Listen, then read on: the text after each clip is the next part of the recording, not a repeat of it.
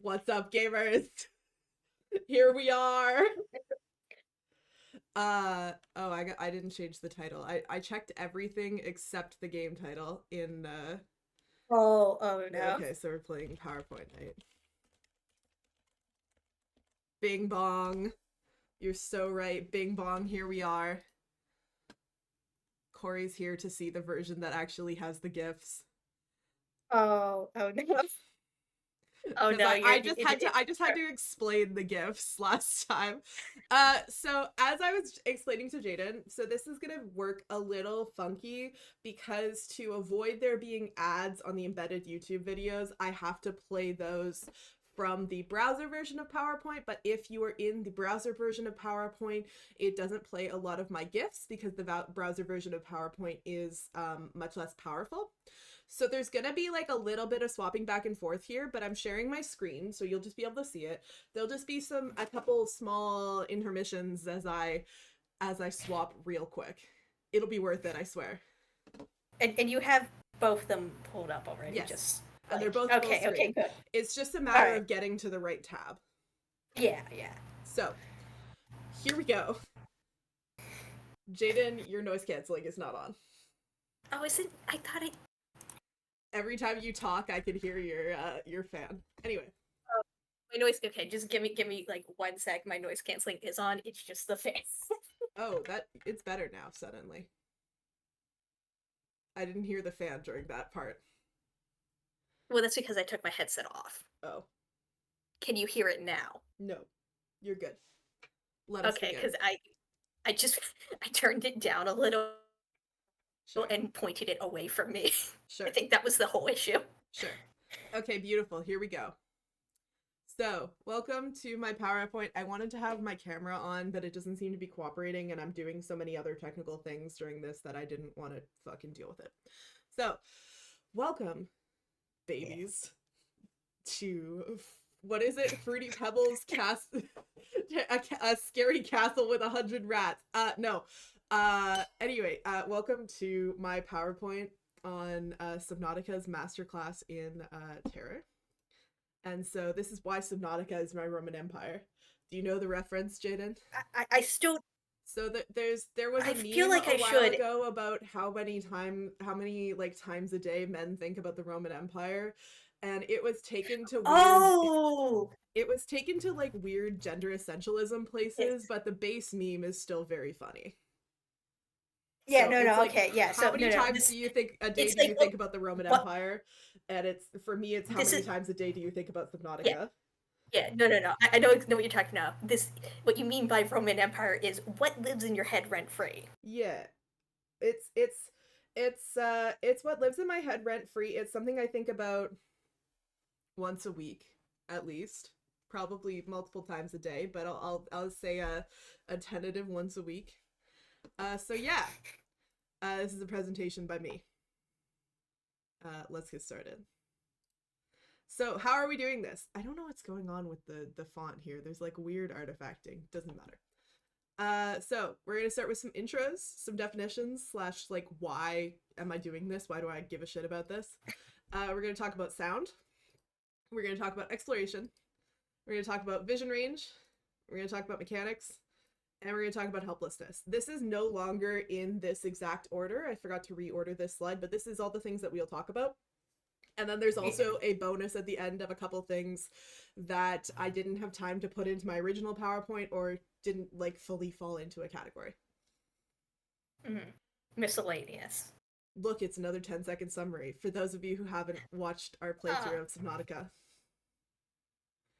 Here we go. Subnautica is a game set in the far future where your giant ship crashes on an alien ocean world. You have to survive and find a way off the planet, hopefully bringing any other survivors with you. You eventually realize that you are not the only ship to have crashed there, and that this planet is in fact under quarantine via big gun by a long dead alien race due to a deadly virus that you now have. You must avoid the leviathans that lurk in the depths to find out how to cure the virus and leave the planet. A relatively simple survival horror concept, done very well. So, what is terror?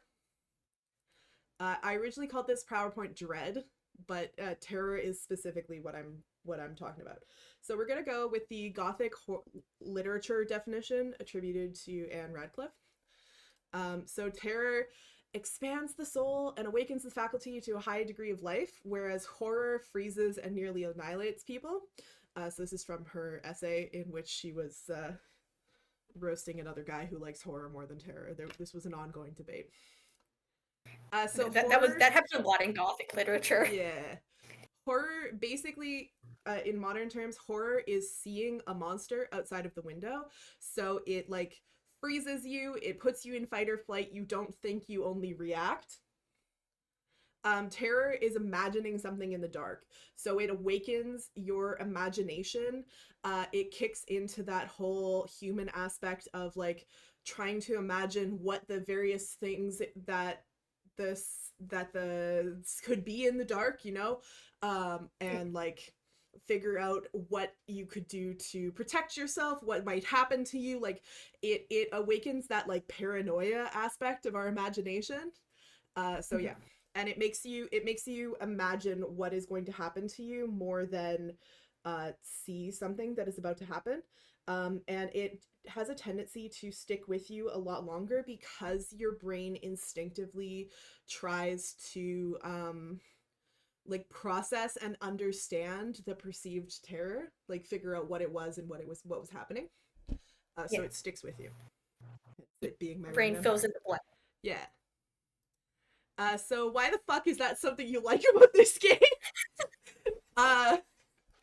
So why do I like something that induces such terror that I cannot play it alone? I tried, I think, 3 times, and I could only play through it on stream. So terror fascinates me. I have built some tolerance through self-inflicted exposure therapy because I really like terror, but I historically have a very low tolerance for it. I think because I have a very active imagination, so things that get your imagination going get me real good. I found out exactly how many episodes of Markiplier's Fatal Frame Crimson Butterfly playthrough I could watch in high school a day before it started messing with my sleep. The answer was 2, by the way. And I found that out through trial and error. Oh. I watched a lot of Fatal Frame in the back of our dark drama classroom while other people were practicing their monologues. Anyway. I have been assigned Ghost Watcher by my work friends. These are actual messages that I've sent to my work friends, but I have I've blacked out their names. And also, I have been assigned, they think of me so much as the Ghost Watcher that I was asked to make a YouTube playlist or suggest some videos. I took that as make a YouTube playlist of videos that live in my head rent-free. How long is this playlist? I have to know. I don't know, but there's definitely at least a dozen videos in there right now. Okay, so you found quite a few. Yeah, because my solution to this was I have a specific ghost channel. By the way, for anyone who watched the original PowerPoint night, who was present in IRL for our actual PowerPoint night where I did this presentation, it's my stream. I no longer have a 20-minute time limit. I'm gonna add some exposition in here.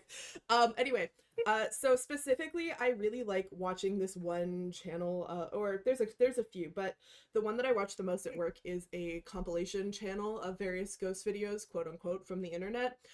And that's what this playlist is. It's those. And my solution to my friend asking me to suggest a few of them was because they're compilations, you can't really tell from the title what videos are contained, like what clips are contained in each video. And I was like, there are some that I'm thinking of that I want to find, but I don't know where they are. So I'm just gonna rewatch all like 500 plus videos and add them to the playlist if I think they're good. So we've been doing that. Anyway, also, so I think about this stuff a lot. These are some messages that I have sent Corey unprompted, just out of nowhere because I'm shouting at him about ghost videos. So there's that, there's that, there's that, There's that. There's a lot of these. I said these to Corey a lot. Um, so yeah, clearly I like this shit. Also, I work at a game company, so clearly I'm interested in design choices, and I said come see my streams for more of that. You're here. Come see us. We talk about it. Anyway, so there you go. This is not only like a personal like I don't know hobby or something. This Yeah. is a like a professional interest. You can analyze this and It's both. improve Yeah. your I don't know workplace out, but I don't know how. Probably not, because I don't work on the design of any aspects of the Yeah, game, but I can allegedly say that this is a professional interest as well. yeah, like listen, you can this is the sort of thing you can put on your resume or Yeah, like sure. bring up in I'm interviews. not Just, gonna just put this on my resume, but I could. Yeah. Anyway, it's in theory. yeah. So, moving on. Sound. So each area in Oh this wow, that game has really distinct music. It like sets the scene and gets you imagining what could be here. So the first one we have the Safe Shallows, one of the songs that plays in the Safe Shallows. It's kind of like mysterious, kind of adventurous. So we'll just play a little bit. It's kind of like moving, adventurous. Can you hear the audio, Jen? yes, I can hear it. Excellent. So you get the idea. It's kind of cool and mysterious. Yeah, also vaguely sci-fi. Yeah. Like Then we've got another really pretty one. This one plays in the Kelp Forest. It's one of my favorites. It's like kind of Twilight music boxy. It's just really pretty. Yeah. So you get that. And then we got one more that's nice before we get into the scary ones. So this is one of the songs that plays in some of the alien caches. It's kind of exciting. There's like it feels like you're making a discovery, and it's also kind of sci-fi.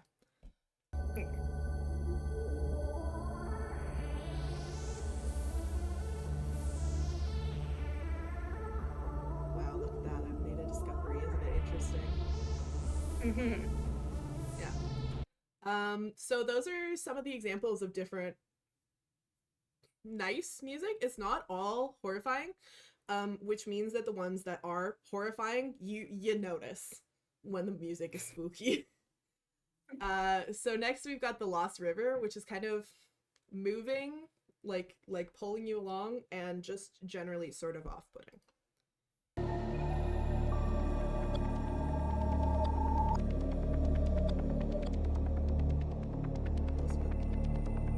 Yeah. Kind of discordant. Yeah, it's There's like a some lot bits of fit sound almost like it's been reversed. yeah. There's a lot of like wind chime adjacent things in here, and they're kind of like discordant wind chimes, like not like very pretty, well-tuned wind chimes. Mm-hmm. Anyway, this is one of the ones for the jelly shroom caves, and it's very, very subtle and very creepy.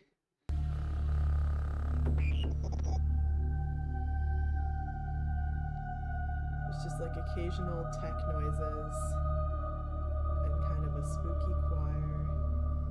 There's not a ton going on, but what is going on is creepy. I forgot about Yeah, that it's part. like there's almost like you're expecting to see something at the corner of your eye kind of Yeah, vibes. exactly. That's exactly the kind of thing that this game is trying to put into you. That's the terror. But a lot of the time there's just silence. These songs kind of fade in at various points, but it's kind of like a la Breath of the Wild, where a lot of the times it's just you and the noises of the deep, which we will get to in the next slide. Mm-hmm. Additional shout out to Lava Castle, which is literally just a heartbeat.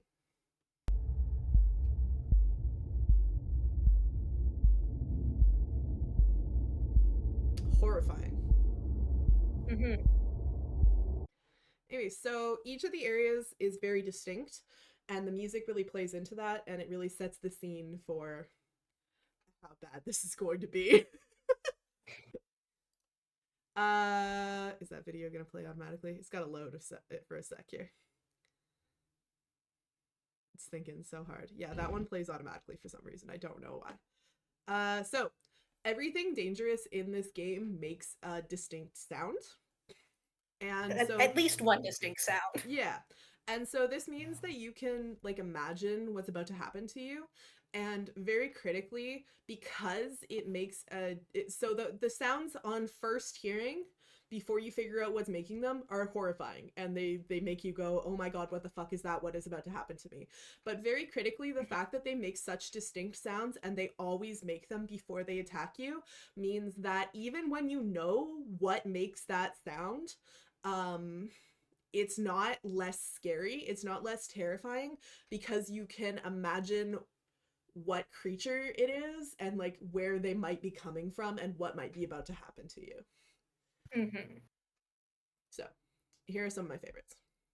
So the first one is Crashfish. These guys, if you don't remember, hang out in caves and stuff, and they hide, and then they chase you down, and they blow up, and they make this noise.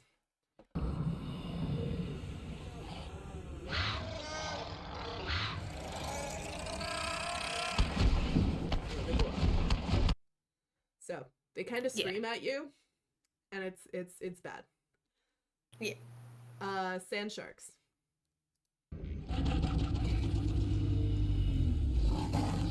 Horrifying. They sound kind of like a wild cat or something, you know? Something growling, like. Yeah, and they make that noise like fucking a lot. They make it all the time. They never shut up. And I hate them. And then we have warpers. Oh. So that's the sound of a warper teleporting. Yeah, warpers have like, I think like 3 like horrifying sounds of some sort. Like they warp in their like. They do that. Yeah. Yeah, they're just bad. And it really plays into, like, they make very mechanical noises, which really plays into the fact that, like, unless you get very close to them or get later on in the game, you don't know that these things are mechanical except by the sounds they make. So it really hints, because, like, you can see that warpers are mechanical when you get up close to them because their body's kind of transparent, but you don't want to get that close. So this is the only hint you get until you get later. Yeah, if you get that close, like, you're already like dead. Yeah, you're in trouble. And then the infamous Reaper roar with a radius of 1/4 of the map.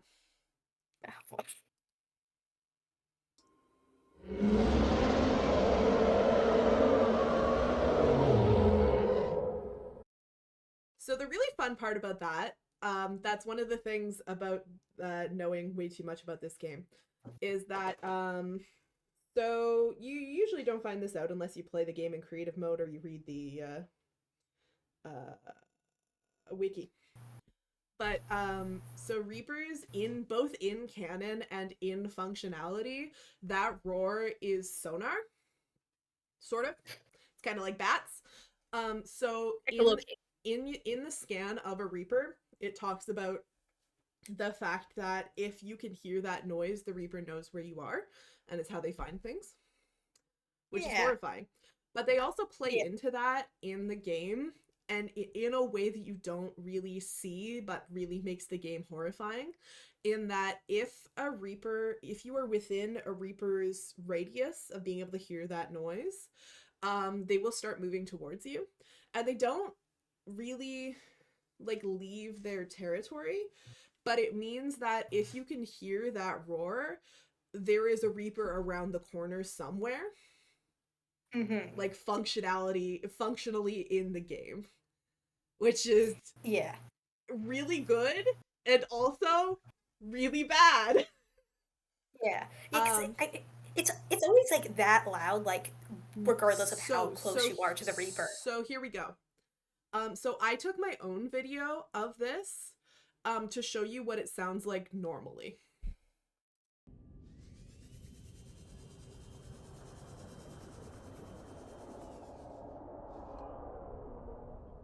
It's a lot more subtle, but it's very distinct. And then you've got the fucking readback noise, which is almost scarier. Yeah. It's a scary noise for a not very scary creature. So you can hear it in the distance, right? So Okay. it's not, if it's that loud, you're actively in danger. But Okay. but this you can hear all over the map. Because the other thing that I oh wait. That's rough. That's horrifying. And you can see at the end here, so like this is the very edge of Reaper territory, and you can see that it is like they're waiting. You know? Like Oh boy. it is moving towards you. They spawn way further into that territory than that. But because I could hear the roar and I was coming towards it, it was coming towards me. Like you can see Ugh. it like leaves its territory at the end there. They don't go very far out of their territory ever, but like, yeah. So you can see them in slightly Oh boy. unexpected places.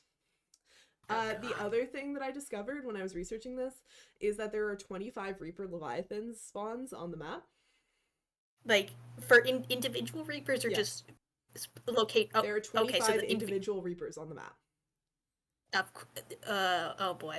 A bunch of them are very grouped up, so they don't have full map coverage, but it does mean that you are almost always, unless you are deep under the surface, within the radius of that roar. Great. Yeah, it's great, isn't it? And Yeah. now we're gonna have to switch. Yeah. Okay, so give me All right. half a second here while I switch. It's this one. Oh no, I don't know. Wait, give me a sec here. Okay. And then so Jaden has that, and then It's still loading. yeah, give me a sec. Okay. Yeah. I see. So I see the slide. yeah. You see my like PowerPoint. Oh yeah, yeah. I can see the PowerPoint slide into the unknown. Oh, I think I shared the wrong thing with you. Anyway, give me a sec here. Okay. Here we go. So from current slide. So is this the right one? We're gonna find out. Do you see 3 lines on this slide? I see the title and 2 bullet points. Yes, excellent. Okay, so Okay. this is a crafting based. Tell me if I'm like referencing something that you don't see, Jaden, because it's hard to tell what slide, like what Yes. presentation I'm presenting to you. Yes. So far this looks fine. Yeah. Like, So this is a crafting based survival game. So to advance, you must venture into scary areas. The core like mechanic of the game is you go into a scary area to get the materials that you need to build things that let you venture into other scary areas. You are almost always going into an area that you are not quite prepared for, but you are rewarded for it in order to like keep that fine balance of feeling like you're not quite prepared for an area, but you can technically survive it. One of my favorite examples of this that I looked up while I was doing this is of being rewarded for venturing into scary areas is in one of the Degassi sea bases. I think the one in the mushroom cave. There is a very long hallway, and so to get into the base and into the room at the end of that hallway, there's no other access to it. You have to use like almost all of your oxygen, but at the end you find a recipe for an improved oxygen tank. So if you can make it, you get the things you need to make it further. Also, I might be thinking of like the wrong sea base, but is that the one where it's like with the equipment you have, it's like just slightly below Yes. your, I guess, crush limit. So it's like it has that as well. Like you have to have the Seamoth like 50 feet up. Yeah. Yeah, yeah. Yeah, no, that's the one. Okay, yeah. So yeah. But you're punished brutally just enough for venturing into scary areas that it like keeps you on your toes, because partially because the areas are like it's balancing that fine line of things you're prepared for and things you're not quite prepared for, but also because if you decide that the next scary area you're going to venture into is one that you shouldn't be in yet, you will die. And it doesn't tell you which ones. It doesn't tell you where materials are. I had to look them up a lot, but it's designed for you to just explore. Anyway, you also have no map. So things have a direction, like the points of interest have a direction, distance, and sometimes a depth. You can see the depth kind of in brackets here. It often doesn't even give you depth. It just has a direction and a distance. So you just have to figure out how to get there, and it's usually not a straight line. You usually have to like find a way. Anyway, but usually, so sometimes you get this, but usually you got nothing. You also have limited vision range. So your vision is limited due to sand and darkness, etc. And environments play with this in some different ways. So you got some wide open spaces. This is one of the gifts that we needed. So you're just like chugging along in your nice little habitated area, and you're like, oh, look, it's the fucking void. And so here's a fun fact. You can sort of see just really vaguely there. But that's the mushroom forest over there. If I go a little bit farther, the mushroom trunks start spawning in. So this isn't like the edge of the map or something. Like this is a biome that you need to go into, and a lot of them look like this when you approach them. You're in like your safe little nice area. It's not even that safe. Like I'm 100 meters down, but then you just go and you're like, oh, what the actual fuck? Yeah, it's like if you want to know what's out there, you're going to have to find out for yourself. And you're gonna have to, Reapers be damned. yeah, and you're gonna have to find out by going there. There's no easy way. Yeah. So there's also dark corners, like this descent into the really dark enclosed Grand Reef area. I'm just descending into the dark here. And it's horrible. So you don't know what's down there. And there's like tight corners, so if something comes up at you out of the darkness there, which it sometimes does, like there's nowhere to go. There's also a bunch of places where you can get really brief glimpses into other biomes. The jelly shroom caves is one of my favorites here. Like this is in that area that we showed the first gif of, where there's like the red grass and stuff. It's like the plains or something. I forget what it's called. Grassy plateau or something. And you can just like, as you're looking, because you're usually looking down, because what you want is usually like on the bottom of the seafloor. So as you're just going, you can look down and go, what the fuck is that?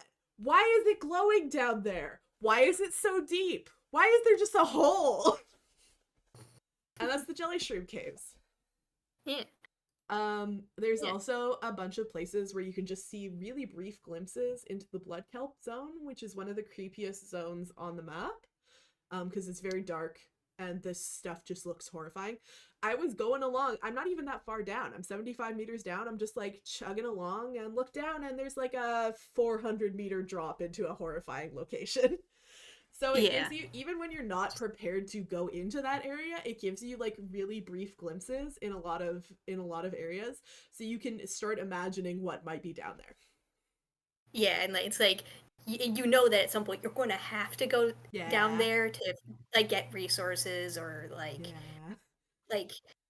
like to or like even just a path to another location that you need to be in. It's like you know you're gonna have to deal with that eventually. Yeah. Anyway. And you're not gonna like it. Yeah. So yeah, also beaches. You can't see shit there. So the beaches are, we experienced this in my playthrough, where there was a lot of situations where I was just like standing on the beach, because you feel relatively safe because nothing can come at you from above, or and they're relatively uninhabited aside from the stupid little crabs. So you feel relatively safe. You're running around on the beach and then you just look into the water and you can't see shit. And the areas around the beaches, except for like a very, very small section of the mountain beach, because there's like that ridge that follows up to the mountain island. Except for a very, very brief section, these beaches almost always you get off them and you're in water that is like 100 to 500 feet deep. Like it's deep off of all of these beaches to really get you into, I know that there's open water here and there could be fucking anything. Yeah, yeah. The shallows aren't really. The shallows is like a fair ways away from like Yeah. any of the beach areas. Yeah. Like you there could be like three, four reapers below you, like in this water, and you wouldn't know until they scream. Yeah. And like for example, the one with the Gun Island beach, there's warpers all around, and we fucking saw one at one point, like right up at the surface, but it had to get so close before you could see it. Yeah, like yeah, Like I think its head was like almost above the surface.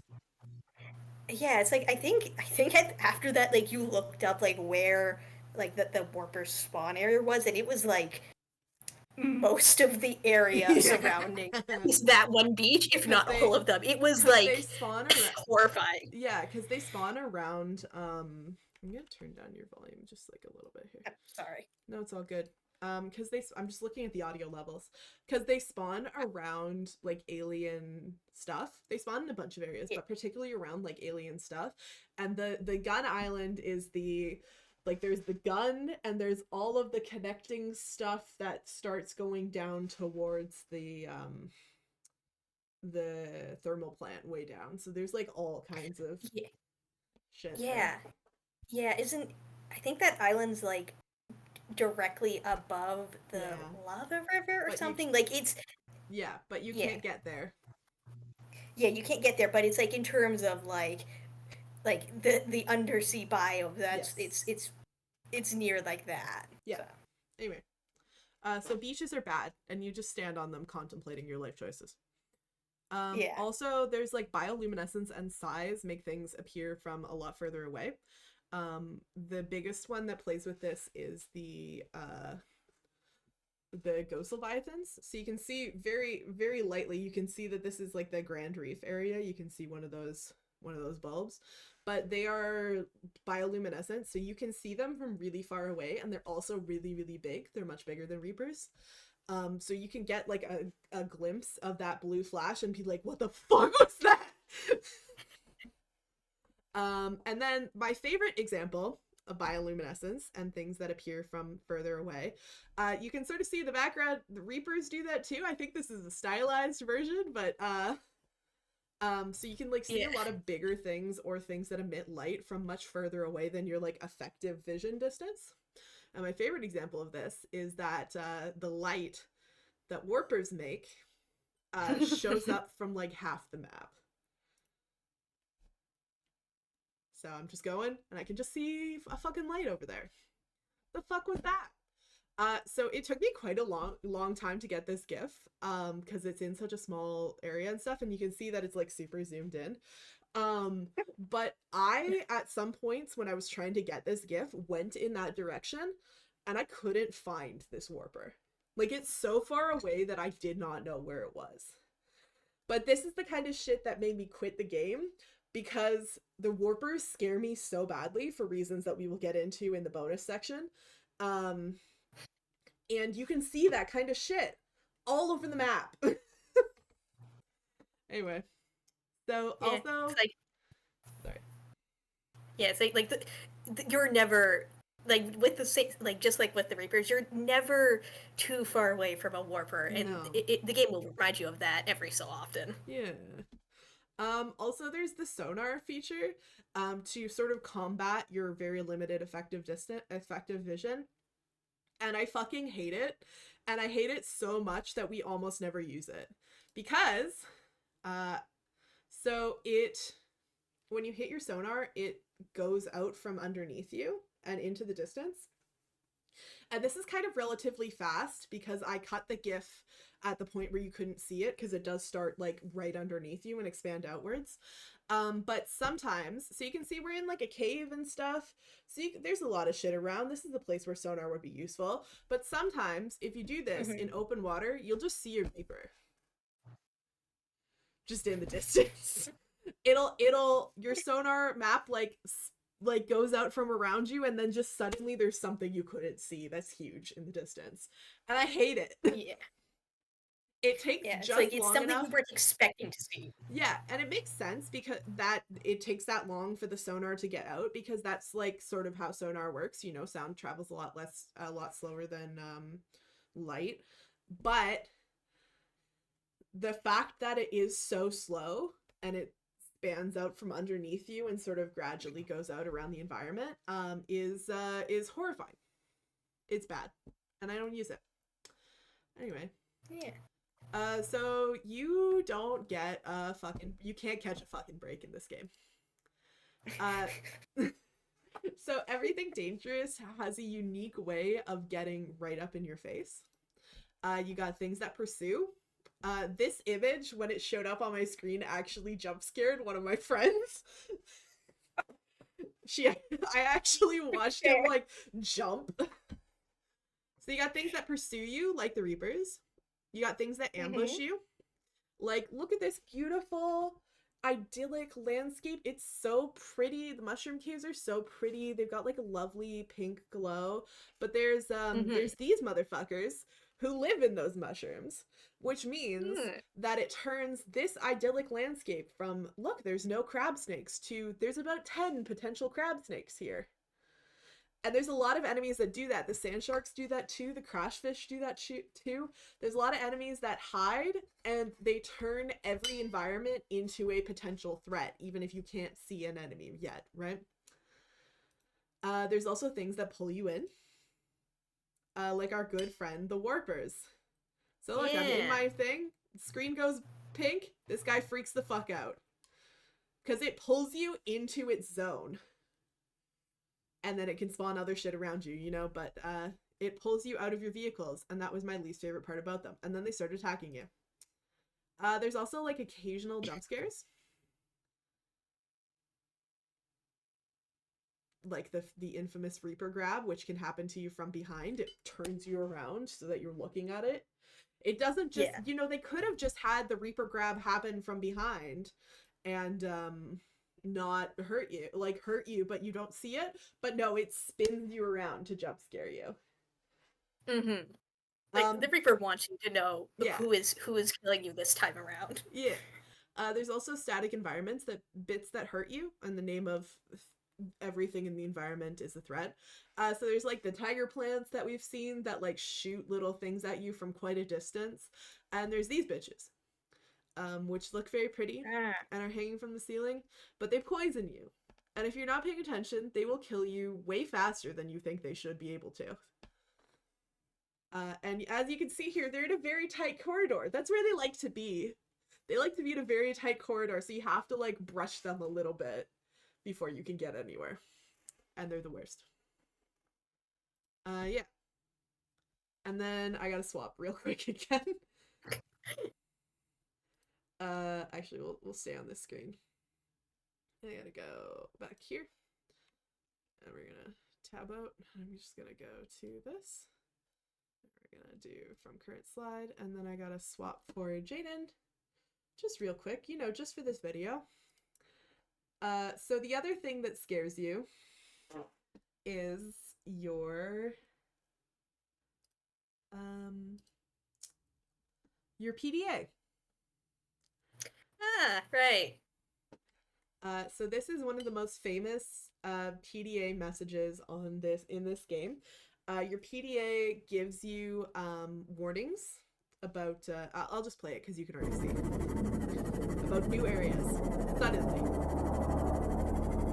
Detecting multiple Leviathan class life forms in the region.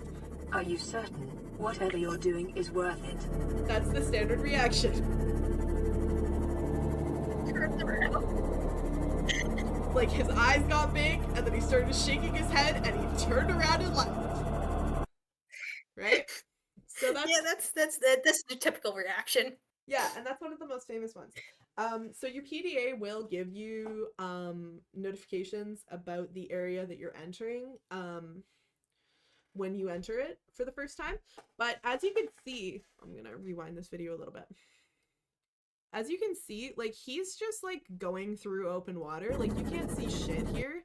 He's just in open water. So he has no idea that he has crossed into a new biome until the PDA tells him. And Yeah. even if you're looking at the ground, like the biome transition is kind of gradual sometimes. So sometimes your PDA like pipes up and you're like, "Whoa, no, no, no, I'm in a new area and I didn't want to be here." Mm-hmm. So yeah. So this Yeah. falls both into like the jump scare category and also because your PDA just pipes up out of nowhere with information, and also into the like the it gives you information about the biomes that you're in, um, but it gives you like very very little information. Mm-hmm. It gives you just enough information to set you off. Yeah. Like Yeah, especially since like some of the information it gives you isn't like terrifying at all. It's either extremely basic or like vaguely useful. So yeah, it's like it will just sometimes hit you with stuff like this. yeah, like on one of the islands, it's like detecting massive energy signature in the area, cannot identify. And then you walk around a corner and there's a giant fucking gun. You know? Yeah. Yeah, or like I think in the your escape pod or whatever it is that where you start out, it's like it's giving you like the most basic like obvious instructions on Yeah. like this is water or stuff like that. Yeah. Anyway, this is an It interesting it has range. this is an interesting icon here. Anyway, moving on. Yeah. Maybe? There we go. So again, you can't fucking catch a break in this game. You are always managing oxygen, food, water, and power, even in your base, where you get the most sort of break. So you're always like thinking about what is coming and what you need to be paying attention to, what danger is imminent. But Subnautica pulls almost all of its punches. So you have a huge grace period on oxygen death. Your screen, like when you get down towards zero, your screen like slowly fades to black, and there's like a couple good seconds even after your screen is like completely black, where if you hit the surface in that time, you will live and your screen will fade back out. So there's like a huge death period, or a grace period rather. The infamous giant Reaper grabs that we just saw only do half the health of your Seamoth in damage. You can actually take 2 of them in your Seamoth before your Seamoth even blows up, and then you can still swim away from that.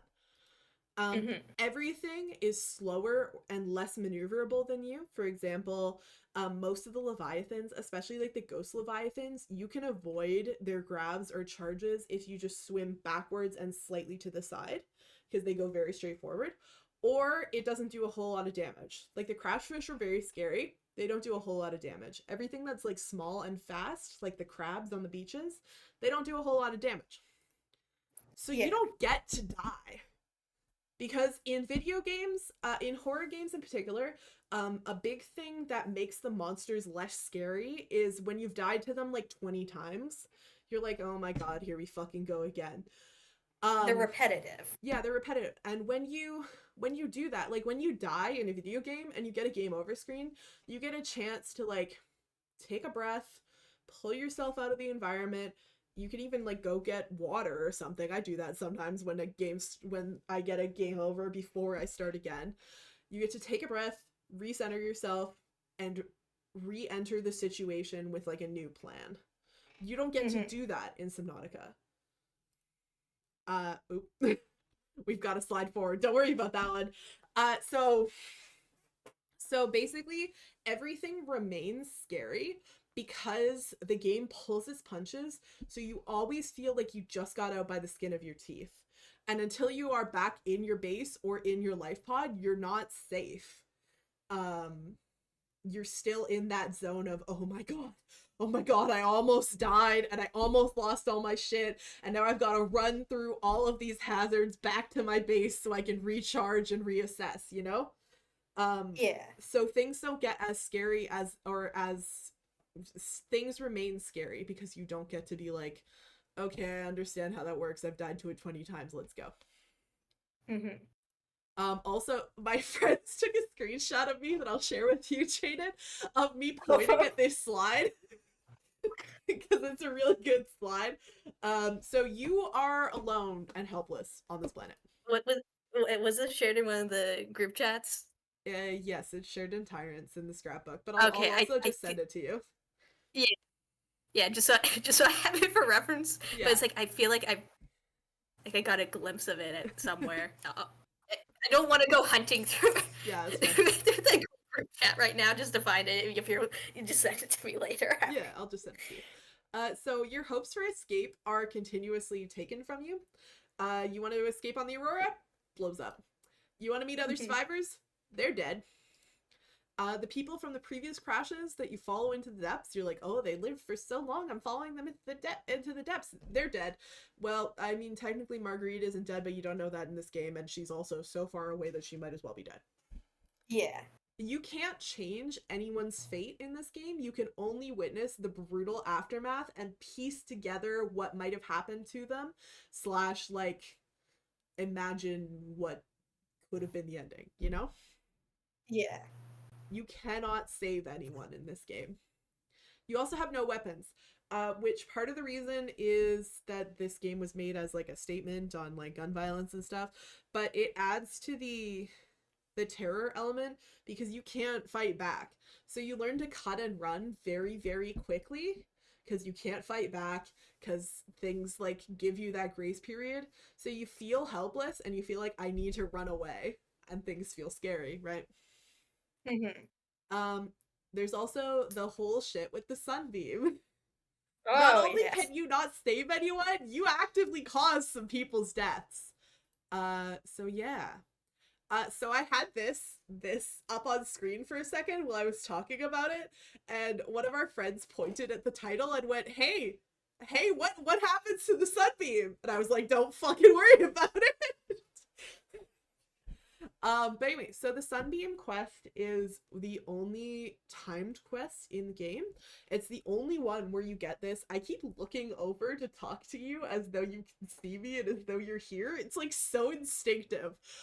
Anyway, so it's the only quest in this game for which you get this pop-up that appears in the corner of your screen about like a timer, and it stays there for the whole quest. Yeah, like how long is it? Since I'm assuming like this half is an hour or something. Okay, so it's like a little so bit it's yeah, so it's a decently long amount of time. Yeah, and I'll get to that in a sec. And at this point, you have been playing the game for several hours to have even triggered the Sunbeam like quest, because you gotta to get to this point, you gotta have like received like 4 messages from them or something. So it's been a while, and you've been in this game, so you know that this is weird. That they give you a timer on the screen, and it adds like a sense of urgency, and they give you, because of that sense of urgency and because of the amount of time that they give you just enough time to well, they give you like a little bit more, but to find this island, to get here, to get onto this beach from which you can see this big fucking tower. And you can't really see here, you can sort of see a little bit here. This is an entrance to the tower,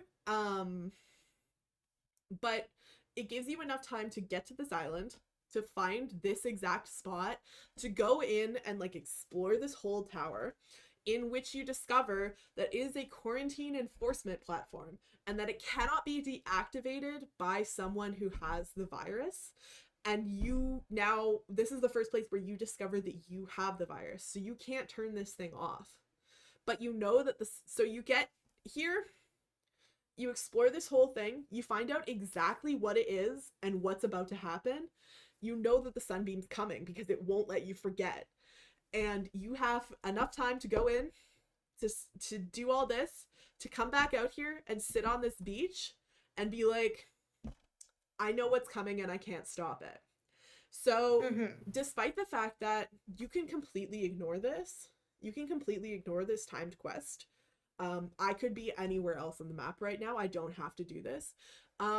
They give you enough incentive to be like, oh, there's like an urgency. Oh, maybe like I've been playing for a couple hours. Maybe this is like actually a thing that I need to do, that'll get me off this planet. You know, they like make you want to do it, and then they make you want to sit here like watching a car crash and watch what happens.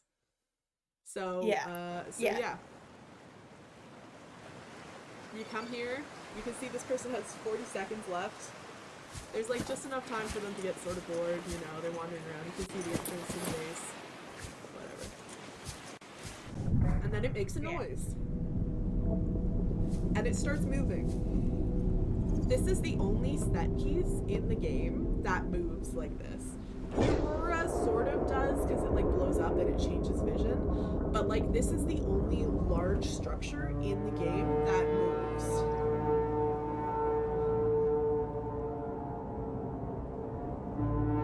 The game is telling you exactly what is happening here. And wow, I love like the design. So this just looks like a mysterious alien tower, right?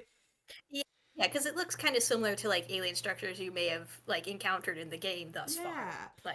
Like I had no idea, but the like when it turns, like that is clearly a gun. Like as soon yeah, as that's it a that's as a soon as that's it a cannon. as soon as it extends and turns, you're like, "Oh my god, how did I not realize that that is literally a gun?" Anyway, so we're in this beautiful. Survivor, we see you.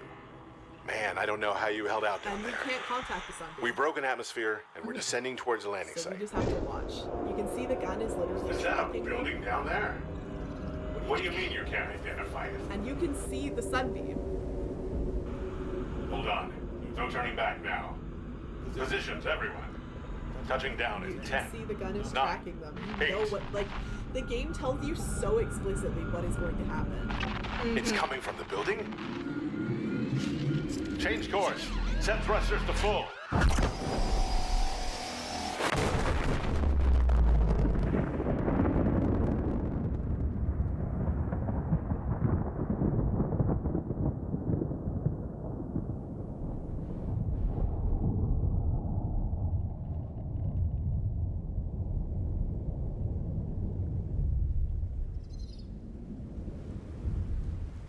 This is not a cutscene.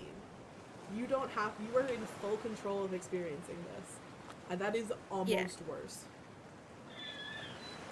Like, you could be anywhere on the map experiencing this. But most people I think- are on this beach. Because the Yeah. game is so I well think- designed to make you want to be here.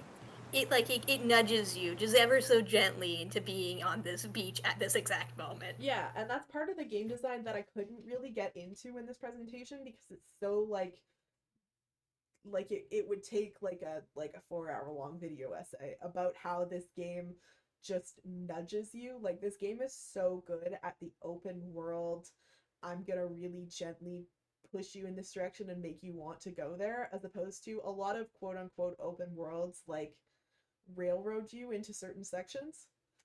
Where it's like you could go anywhere, but you'll die instantly if you go Yeah. anywhere except the next area you have to go to. Yeah, and then the gun just goes back. You can also, I'm pretty sure, like see and or hear all this happening like across a fair amount of the map. Yeah, you can hear it's a giant fucking cannon that shoots a ship out of the sky. Yeah, you can hear it. You can hear it across the whole map. Yeah, which I think kind of also like that's also like obviously it's a deliberate game design choice, but like it even if like the player like has like either like taken their time getting here and so like hasn't actually explored the tower or anything yet and or is just ignoring it completely, it's like that like see like getting like an idea of what's happening that like the ship just got shot down and like is there something you could do about it that might like I don't know kind of nudge someone into like reloading the their last save and like just booking it towards here and seeing like okay let's not Let's see if I won't put fix this off this. I'll fix it and you can't do anything no matter what. Yeah. So Like it reinforces the dread. yeah, so this isn't so much terror, although it does really really hit. This is more like dread of something that like like which is anticipation of something that you like bad happening that you like know is going to happen and you're dreading it. But this does have aspects of terror because it doesn't like tell you exactly what's going to happen. It makes you like put the pieces together yourself, and imagine what's gonna happen to the sunbeam. Like, is it gonna go down like the aurora and we're gonna have 2 shipwrecks now, you know, like stuff like that. And also it turns on the aspect of your brain that's like, how the fuck am I gonna get out of here? Yeah. This is the most Like, visceral example of the fact that this game is like, you are stuck here and you are alone. And we're on an ad break now. of course. Yeah. Yeah, but it's like at this point, it's a game driving home just how bad your situation is and how it's like it's gonna get worse. Yes. We're gonna keep going because I don't know if we can see the ads, and also because I don't want this to be the whole stream. So, Yeah. actually, let's. I wonder if Corey can see the ads because he's the only person watching. We're gonna take a second of a break here. Yeah. Like how many more slides do you have? I don't know. You lost count. Yeah, we're close to the end. Okay. I just texted Corey. I do like the little touch of the I guess the section titles or whatever, how they're like the actual like UI in the game. Thank you. I was really happy with that. I'm so glad you noticed. Like it's a nice touch. Is it just like a still image of or like a blank image of that So UI element that it wasn't blank, but I did just black out whatever it said. I found an image of like all of the UI, like a design picture of all of like all the different individual kinds of, elements. yeah, all the different kinds of like alerts and stuff, and then I just blacked out the text.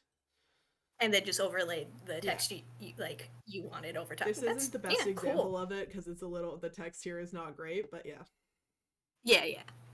Corey's not responding to my messages, so we're just gonna keep going.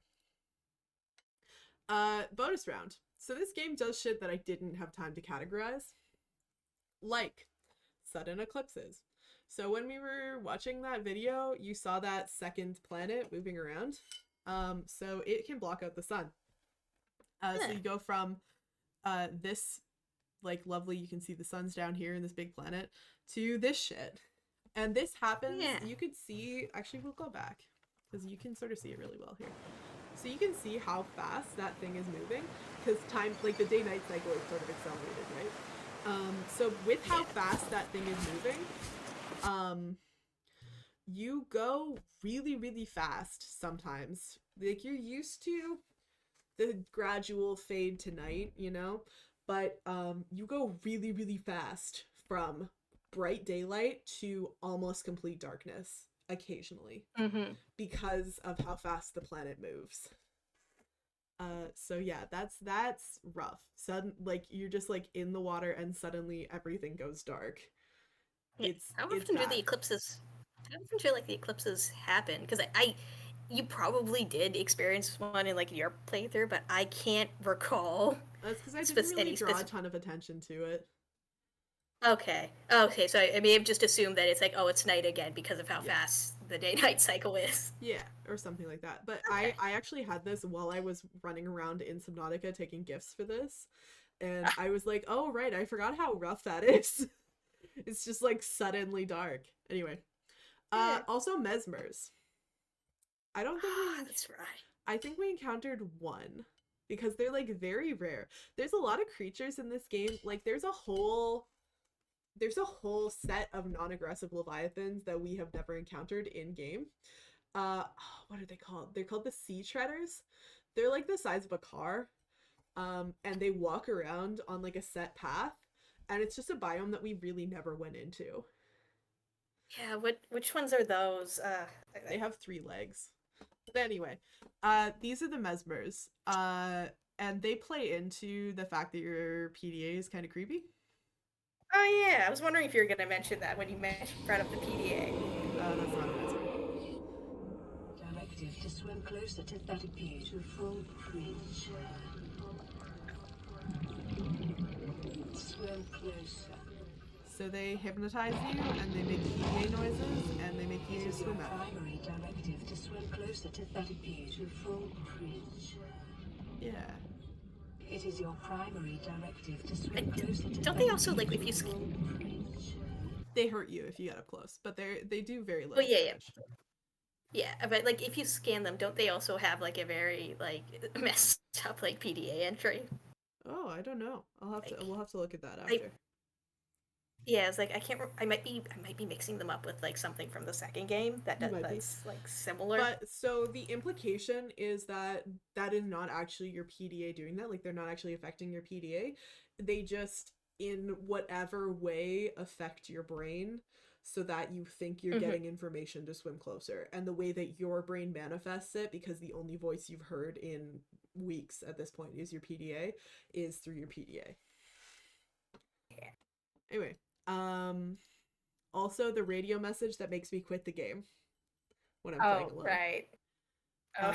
So this is Let's Players' reactions to it. Massages, play them We're just gonna watch Jacksepticeye's because I did a lot of like start this video at a specific spot, and I was looking for the spot for this and went, oh Jack, this is just perfect. Massages, play them to my ear holes. Playing partially translated broadcast. 9 new biological subjects designated. Mode. Hunting. Analyzing. Sharing subject locations with other agents. That was fucking cool. I love, like, immediately, like, he's in a silly, goofy Let's Player mood. Like, he's like, oh, play them to my ear holes. And then immediately his face just fucking drops. Massages, play them to my ear holes. Playing partially translated broadcast. Look at that silly Let's Player face. Ah, immediately. New biological subjects designated. Mode. Hunting. Analyzing. Sharing subject locations with other agents. That was fucking cool. So there's more than one of those, but this is the point where I always quit when I'm playing by myself, because it is also marking a transition between the warpers not attacking you and the warpers being hostile to you. At the very beginning, when you are not technically infected with the virus, the warpers aren't actually hostile to you. But this marks a transition. I think the transition is actually the gunship. Not gunship, the quarantine enforcement platform where you find out that you are infected, but there's also this. And it tells you explicitly in a really, really creepy, unknown voice. You don't know what this is or how it made its way into your radio message. You just know that this is a message that has clearly been sent out like across this planet because it's not for you. So it's clearly something that has just been sent out and you happen to pick up. That is telling you are being hunted. And that is so terrifying on so many levels that it makes me stop playing the game. Yeah, like, not only are you being hunted, you're being hunted by something with, like intelligence. By something like, intelligent, by a networked group of intelligent beings. Yeah, like, at least with, like, the Reapers, they're, like, they're large animals who are just bothered by you being like, in their space. If you can, like, if you know where their space is, you can stay out of it and live peacefully together. No, these things are actively going to find you and get rid of you. And in reality, like, you're not actively being hunted. In reality, like, they have set areas that they spawn in, and they have set paths, and they intersect with yours a lot, but, like, you're not being hunted. But I listened to this radio message, and I'm like, shit, well, now I'm not safe anywhere, and I can't actually do that. I actually can't do this anymore. Yeah. So yeah, this isn't the only radio message that you receive from the Warpers, by the way. The second one that you get much later in the game is completely untranslatable. It's just those noises. Because at that point, you know what it is, or you have an idea of what it is. And they don't need to tell you what's in it. You can imagine that the Warpers are just like sending more messages to each other. And that's really, really bad. They give you, it's another example of this game gives you just enough information that you can imagine the rest. Yeah. Like, yeah, like it's a the game. Yeah. Oh, sorry. Yeah. I was gonna say it's a consistent thing with these radio messages, with everything you find out about previous survivors. Like there's you were given, especially like the best example of this is the Degassi survivors.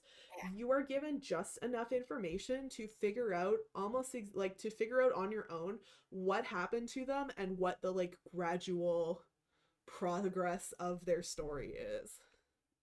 Yeah, it's like the game doesn't need to tell you like how like what like horrifying, like terrifying, super scary happenings there were. It's like it'll let you just make like basically concoct that for yourself. Like that's going to be scarier than anything it can like show. Yeah, because like, it's objectively worse if they make you guess.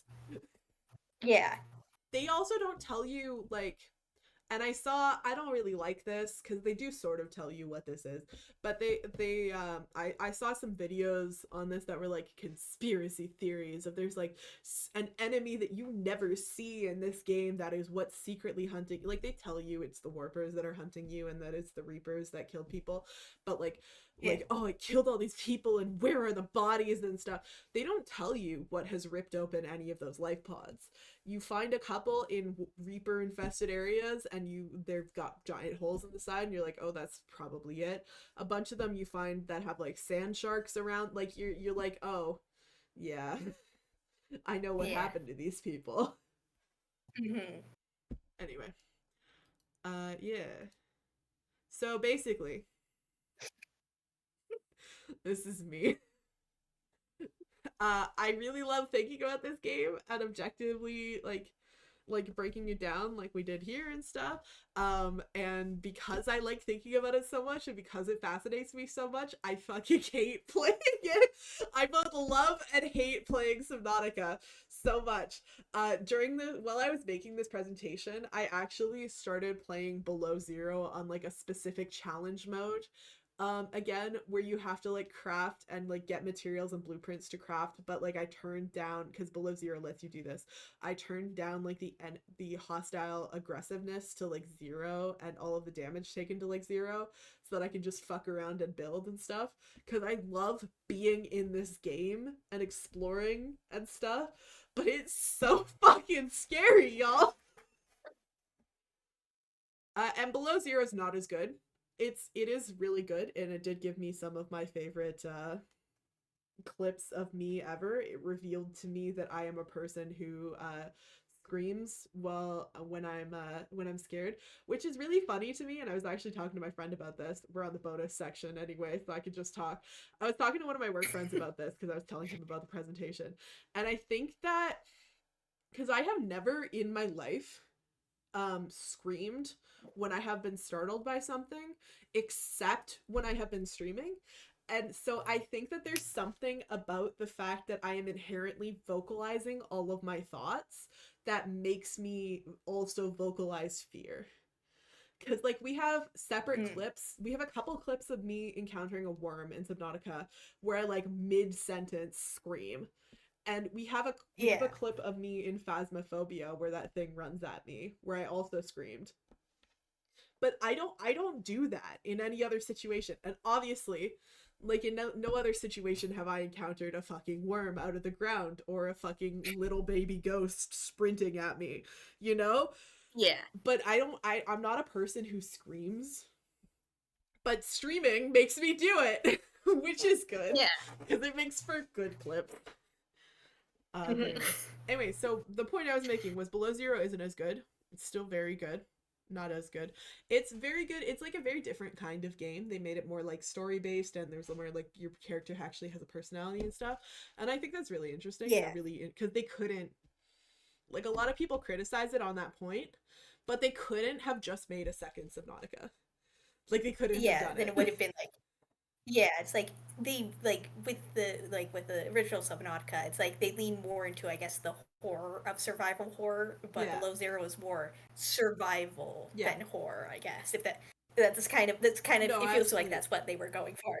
Absolutely, it is. Yeah, and it's good. It's good in its own way. It's not quite as good, but it's good in its own way.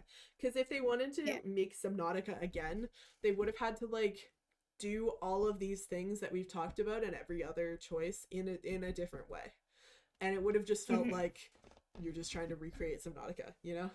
Anyway, Yeah. so yeah, a lot of the details about this were taken from How Subnautica Uses Terror by Adam Millard on YouTube. This is one of the videos that I was thinking about, like that I had in my head when I was coming up for the topic from this. And a lot of the stuff like I knew already, like I'd watched this video and I've watched a lot of other essays on Subnautica and I've played the game a lot. But I watched this video to get like a refresher on a lot of the details without me having to replay the whole game and stuff. Yeah. So it was really helpful. I also took a lot of the graphics from his video since it's what I had in my head. The creature sounds were taken from this guy, and then I don't know anything about this man, only Synergy on YouTube, except that he had a 30-second clip of that PDA warning. Anyway, there you go. So yeah. I'm gonna clip that later. Or I'm gonna highlight it because it's too long to clip. Yeah, that is that is well beyond a clip. And I'll share it with people. But yeah.